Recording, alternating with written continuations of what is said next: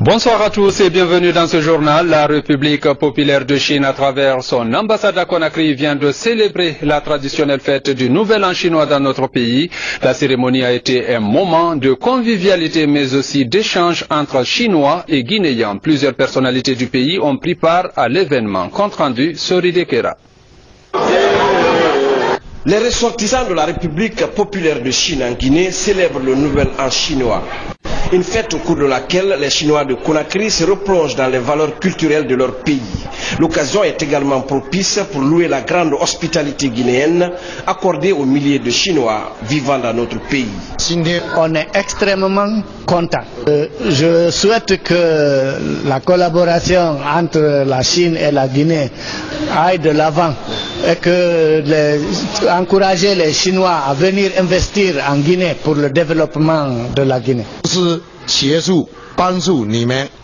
Les autorités guinéennes, fortement conviées à cette cérémonie, se félicitent de l'élan amorcé par la coopération sino-guinéenne depuis les premières heures de notre indépendance. Une coopération matérialisée par les nombreux investissements accomplis par la République de Chine dans divers domaines socio-économiques de la Guinée. Nous avons aujourd'hui environ 56 ans de coopération avec la République populaire de Chine. Ça, c'est un souvenir immense et rempli de faits marquants. Si hier, dans nos conditions de pays sous-développés, nous avons su renforcer et maintenir nos relations, aujourd'hui, pendant que tout le monde court derrière la Chine, la Guinée doit pouvoir se positionner. Ils sont plus de 20 000 ressortissants de la plus grande puissance démographique du monde, évoluant dans plusieurs secteurs de développement de la Guinée.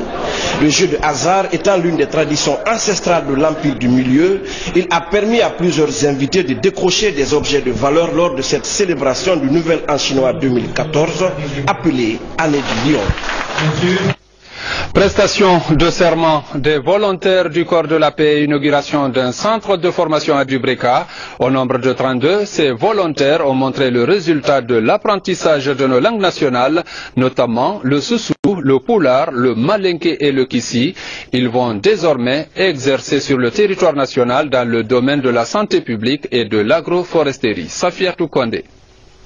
Cette prestation de serment de 32 volontaires américains est la toute première activité du nouveau centre de formation de Dubreka.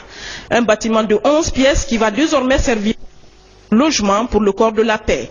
À travers l'USAID, cette institution a réalisé l'édifice pour un montant d'1,4 milliard de francs guinéens. Il pourra abriter jusqu'à 200 volontaires. Où on les a systématiquement mis en direct avec la culture guinéenne en les plaçant dans les familles hautes à Dubreka ici. Et en plus, on les a outillés, on les a donné tout ce qui est technique. Après la prestation de serment, ces jeunes Américains ont été repartis entre l'agroforesterie et la santé publique pour servir la Guinée pendant 2 ans. Je pense que Guinée est un pays très joli. Je pense que un pays émergent et je pense que mon travail ici est très important et j'aime le pays. Ouais. Nos volontaires servent dans les grandes villes et les petits villages à travers ces grands pays. Et sans la force et l'ouverture de nos partenariats avec les leaders guinéens à travers le pays, le corps de la paix ne serait en mesure de rester constamment présent. L'échange culturel est le principal motif du corps de la paix. Depuis 50 ans, les volontaires se succèdent et sollicitent sans cesse la destination Guinée. Durant leur formation, ces jeunes Américains ont intégré la vie socio-culturelle des familles d'accueil. À Dubreka, ils ont appris les différentes langues du terroir et ont partagé le même foyer avec la communauté d'accueil.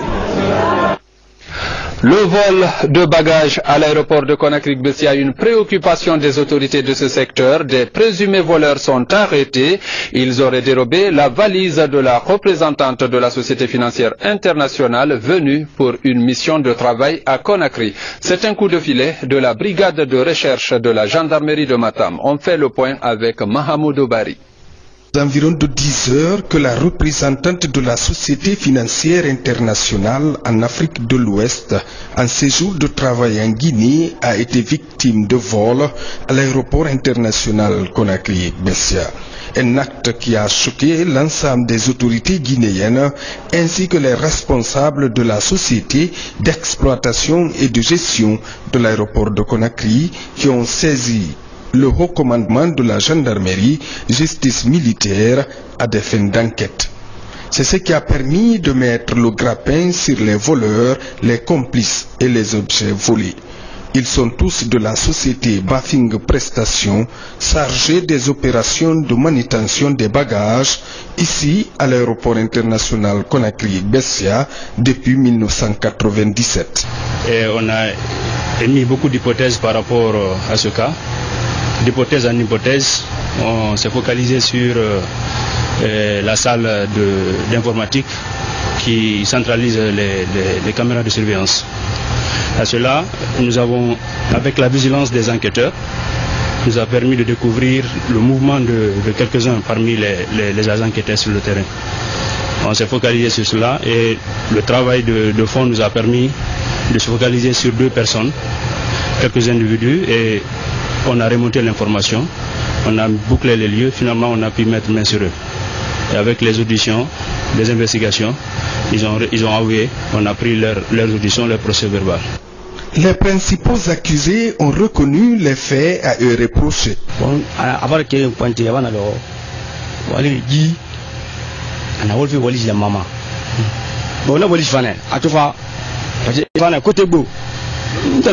Je travaillais seul et j'ai demandé à Mohamed de s'ajouter à moi pour traiter les bagages. C'est à ce moment que nous avons volé. Nous avons pris ces bijoux-là.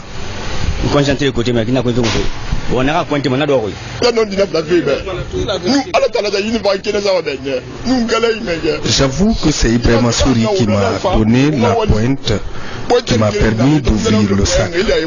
Et quand j'ai le sac, j'ai pris les bijoux, j'ai remis à Ibrahima Souri qui les a gardés dans les toilettes.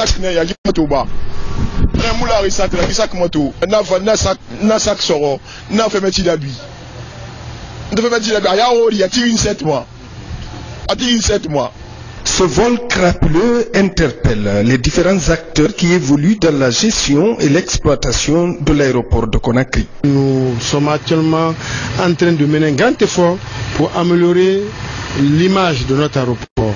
C'est malheureux que ce cas nous arrive. Nous prenons l'engagement ferme de procéder à l'aménagement de l'aéroport de telle sorte que tous les mouvements seront synchronisés et vus par un système de caméra où nous allons placer un agent de surveillance. À rappeler que c'est dans les toilettes de l'aérogare nationale que ces objets volés ont été retrouvés la nuit dernière. Restons dans les couloirs de l'aéroport international de Conakry-Bessia pour suivre le circuit des bagages. Notre reporter Thierno Ousmane Diallo s'est intéressé sur l'itinéraire qu'empruntent les colis avant d'être embarqués dans les avions. C'est un zoom sur l'endroit exact où le vol a effectivement eu lieu. Suivez. L'aéroport international de Conakry en chantier, douaniers et autres agents de sécurité se montrent surpris. Le dispositif de sécurité mis en place ne laisse à leur avis présager aucun vol. Du tapis roulant pour les compagnies aériennes, les bagages traversent le poste de douane où est installé ce scanner. De l'autre côté, la salle de tri, c'est là que les bagages sont réceptionnés pour l'embarquement. Et c'est ici que le vol des bijoux a eu lieu. L'espace est sous contrôle de la gendarmerie nationale. Le responsable des lieux s'abstient pour le moment de tout commentaire. Commandant Sori Kondé est le chef de brigade adjoint de l'aéroport. Son supérieur et lui ont été alertés peu avant le départ de l'avion Air Mauritanie à 10h40. Depuis, l'enquête a commencé. Donc, quand la dame est arrivée, elle a demandé où étaient ses colis. Le protocole et son chauffeur lui ont dit on a fait enregistrer les 2 colis.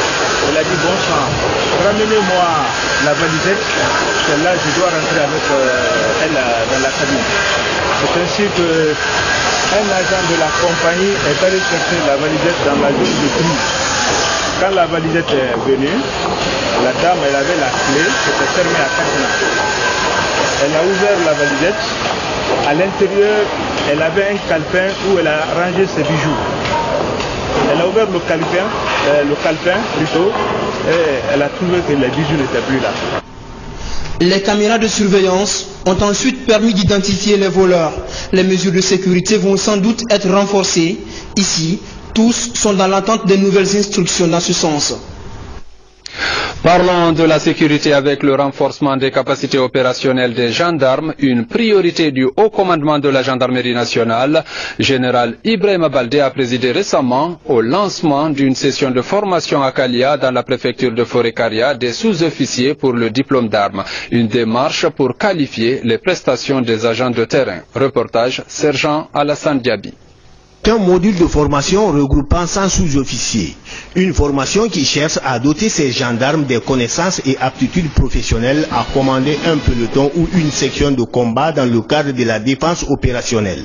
Elle sera sanctionnée par un diplôme d'armes. L'école qui abrite la formation le personnel de la gendarmerie mobile, notamment en maintien et rétablissement d'ordre et en intervention professionnelle. Ces militaires-ci servent au sein de la subdivision de la gendarmerie mobile et vont recevoir une formation solide, tant dans le cadre du maintien de l'ordre. Pour le haut commandant de la gendarmerie nationale, la poursuite de la formation au sein de la gendarmerie est un impératif pour une meilleure qualification des gendarmes dans leurs tâches quotidiennes. Pour améliorer la capacité opérationnelle de nos unités d'intervention et de rester dans la droite ligne de la politique de professionnalisation du personnel, nous avons trouvé impératif de poursuivre le stage de diplôme d'armes qui est en sa 4e promotion. Au regard des multiples défis à relever dans le cadre du maintien et du rétablissement de l'ordre, nous voulons désormais que l'improvisation et la faiblesse opérationnelle cèdent le pas à l'analyse objective des missions assignées à la gendarmerie mobile. Pour une durée de 5 mois, ces gendarmes vont apprendre la formation générale du commandement, le maintien d'ordre classique, l'intervention professionnelle et le droit international humanitaire. Mesdames et messieurs, c'est tout pour ce journal. Merci de votre aimable attention et bonne suite de programme sur la RTG.